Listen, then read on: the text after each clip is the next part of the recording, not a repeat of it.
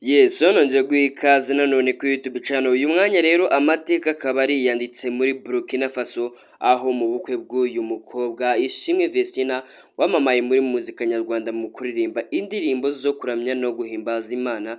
Mu bukwe bwe rwose habayemo igitangaza kidasanzwe. Ni umukobwa rero yasezeranye mu buryo bw'ibanga, abantu benshi bakomeza babyibazaho impamvu yasezeranye, nta muntu n'umwe ubizi, yewe nta n'inkuru y'urukundo yigeze ivugwa imusozi. Bityo bamwe rero byari byababereye urujijo, bibaza nimba koko uko yahishe ubukwe bwe bwo gusezerana ari nako azahisha ubwo gushyingirwa. Gusa ubwo gushyingirwa rero bwabaye ku mugaragaro, usibye yuko bwatangajwe habura iminsi mikeya ngo bube.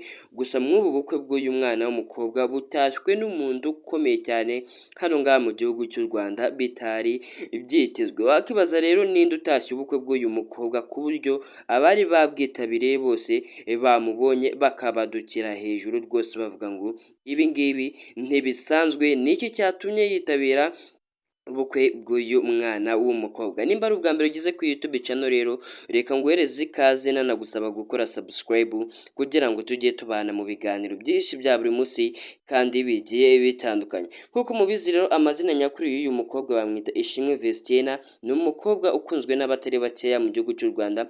Ni umukobwa wasezeranye ku itariki 15 z'ukwezi kwa mbere hafi aho ngaho.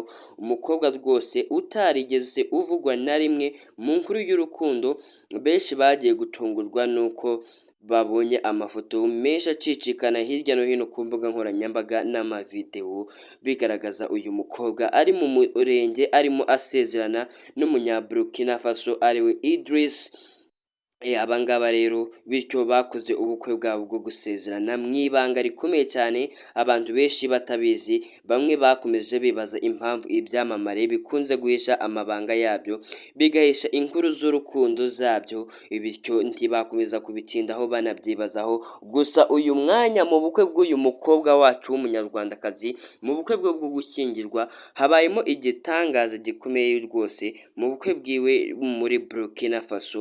Ubwo abantu bari bicaye batuje, bagiye kubona babona rwose yinjiyemo umuntu udasanzwe, umuntu ukomeye, umukuru w'igihugu cy'u Rwanda. Mu bukwe bw'uyu mukobwa Ishimwe Vestina rwose yabwitabiriye, ni ibintu byatunguye abantu benshi, biranabanezeza kubona yitabiriye ubukwe bw'uyu mukobwa bubereye muri Burkina Faso. Ubukwe bwanditse amateka, ubukwe busize inkuru imusozi, ubukwe budasanzwe, ubukwe bubereyemo udushya twinshi tugiye dutandukanye muri Burkina Faso. Ni ubukwe bwabaye ku mugoroba washize rero ku itariki ya mbere z'ukwezi kwa kabiri 2025. Ubukwe bwatangiye ku isaha y'isaa moya mu gihugu cya Burkina Faso. Abantu benshi rwose amasaha baba basoreje akazi nibwo rwose muri Burkina Faso rwose muri sale ihari, sale mpuzamahanga yo muri Burkina Faso, sale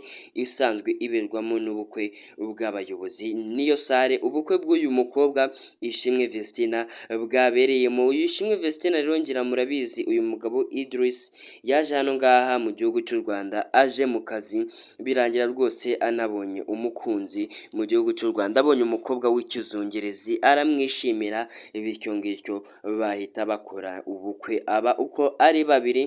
Ni ubukwe bwanejeje abantu benshi, ni ubukwe buri kuvugisha abatari bake amagambo, bitewe n'igitangaza cyabayemo kubona umukuru w'igihugu yitabira ubukwe bw'uyu mukobwa wamamaye muri muzika nyarwanda. Uyu mukobwa rero ntabwo yigeze avugwa mu nkuru y'urukundo nk'uko nabibabwiye cyangwa mwajya mubyumva hirya no hino, ariko uyu mukobwa we na Idriss aba bombi bamenyanye ubwo uyu mukobwa yari akiri ku ntebe y'ishuri mu mwaka wa 2021, nibwo aba bamenyanye ku nshuro ya mbere bavugana bwa mbere. Ubwo aba batangiye kuvugana uyu mukobwa rwose wacu akicaye ku ntebe y'ishuri, bityo nibwo yavuganye na Idriss bwa mbere batangira kugenda bamenyana gake gakeya, umubano wabo ugenda waguka umunsi ku wundi, yewe biza kugeraho umwe asaba undi urukundo, n'undi nawe aramubwira ati yego rwose ndabyemeye kuba nakubera umugore. Aba ngaba nuko inkuru yabo y'urukundo yatangiye kuvugwa imusozi n'abatari bakeya, ngira mwagiye mubyumva hirya no hino, abantu benshi bagiye batandukanye bakomeza bagaruka ku rukundo rw'uyu mukobwa wacu w'umunyarwanda Ishimwe Vestina ndetse na Idris. Inkuru yabo y'urukundo ntabwo yigeze imenyekana, ntiyigeze inavugwa habe na gatoya, ahubwo abantu benshi bagiye batandukanye batunguwe no kumva inkuru mu matwi, inkuru ivuga yuko umukobwa uririmba indirimbo zo kuramya no guhimbaza Imana hano ngaha mu gihugu cy'u Rwanda yamaze gusezerana rwose n'umunya Burkina Faso. Ibi ngibi rero benshi byarabatunguye, biranabanezeza rwose kumva yuko uyu mukobwa yasezeranye, ariko ku rundi ruhande nabwo hari abo byababaje bavuga ati ese kubera iki ibyamamare bikunze guhisha ibyiza, bibaza uburyo umuntu ahisha rwose akagera n'aho ahisha ubukwe, hari nako uyu mukobwa wacu w'umunyarwanda byagenze nawe agahisha ubukwe bwiwe rwose. Abantu benshi byarabatunguye banabyibazaho uburyo rwose yabahishe akabahisha n'ubukwe. Ese koko wowe ibi ngibi ukimara kumva yuko uyu mukobwa wacu yasezeranye, wowe wabifashe gute? Ibi byatunguye abantu benshi rero bibaza impamvu yateye Vestina kuba yahisha ubukwe bwiwe.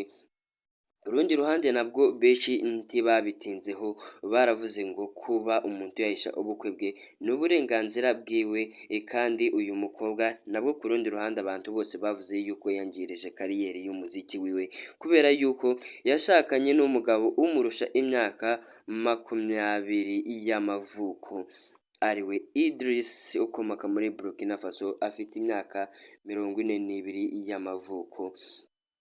Ni umwe rwose mu bakuze cyane, yarabigaragaje rwose, yipeveya umukobwa mwiza cyane w'ikizungerezi w'aha ngaha mu gihugu cy'u Rwanda. Bityo ngicyo rero ubwo uyu mukobwa wacu yasezeranaga, nibwo benshi bakomeje kwibaza impamvu ibyamamare byinshi bigiye bitandukanye bikunze kwihishira bigahisha inkuru zabyo z'urukundo. Ibi ngibi abantu benshi bakomeje kubigarukaho, yego byanejeje bamwe kuba yarakoze ubukwe, ariko ku rundi ruhande nabwo hari abo byababaje cyane rwose, impamvu yakoze ubukwe atarigeze abivuga na rimwe, atarigeze anyura na rimwe mu mbuga nkoranyambaga avuga yuko afite ubukwe.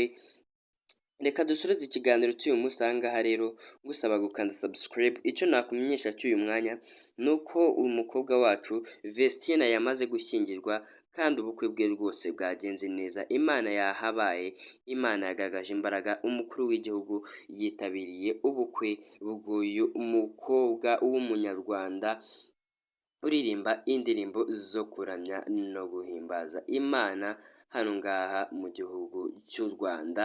Byagenze neza rero, nawe utabashije kuba wagera mu bukwe bw'uyu mukobwa, nimba uri umukunzi we, icyo wamenya ni uko ubukwe bwe bwagenze neza. Ukomeze ugire ibihe byiza.